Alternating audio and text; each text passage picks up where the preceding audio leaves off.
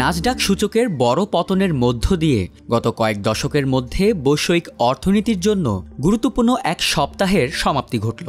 মার্কিন president Donald Trump গত ১০০ বছরের মধ্যে সর্বোচ্চ শুল্ক আরোপ করার ৪৮ ঘণ্টারও কম সময়ের মধ্যে চীন ঘোষণা দেয় তারা যুক্তরাষ্ট্রের সব পণ্যের উপর অতিরিক্ত ৩৪% শুল্ক বসাবে। এতে বৈশ্বিক বাণিজ্য যুদ্ধ আরও বিপজ্জনক অবস্থানে পৌঁছেছে। বিনিয়োগকারীদের শঙ্কা, ট্রাম্পের এই বাণিজ্য যুদ্ধ বিশ্ব অর্থনীতিকে মন্দার দিকে ঠেলে দিচ্ছে। দিনের শুরুতে ট্রাম্প সামাজিক যোগাযোগ মাধ্যমে সুদের হার কমানোর জন্য ফেডারেল রিজার্ভের চেয়ারম্যান জেরোম পাওয়েলের উপর চাপ তৈরির ইঙ্গিত দিয়েছিলেন। এতে বিনিয়োগকারীদের আশা জেগেছিল যে পাওয়েল সুদের হার কমিয়ে বাজারকে কিছুটা স্বস্তি দেবেন, কিন্তু সেই আশায় গুড়ে বালি। কেননা পাওয়েল প্রবৃদ্ধি ও মুদ্রাস্ফীতির ক্ষেত্রে বর্ধিত ঝুঁকির কথা উল্লেখ করলেও সুদের হার কমানোর ব্যাপারে কোনো আশ্বাস দেননি।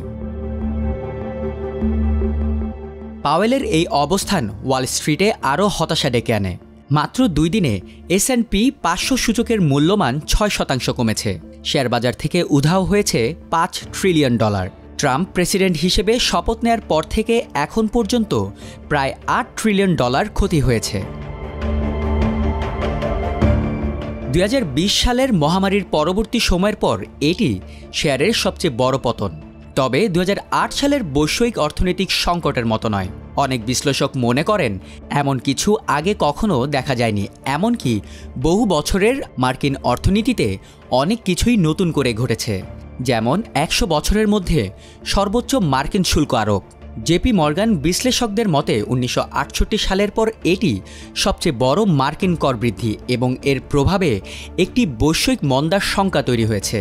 বার্কলেসের অর্থনীতিবিদরা বলছেন এই বছর মার্কিন মুদ্রাস্ফীতি ৪% ছাড়িয়ে যাবে এবং চতুর্থ প্রান্তিকে জিডিপি সংকুচিত হবে, যা মন্দার সাথে সঙ্গতিপূর্ণ।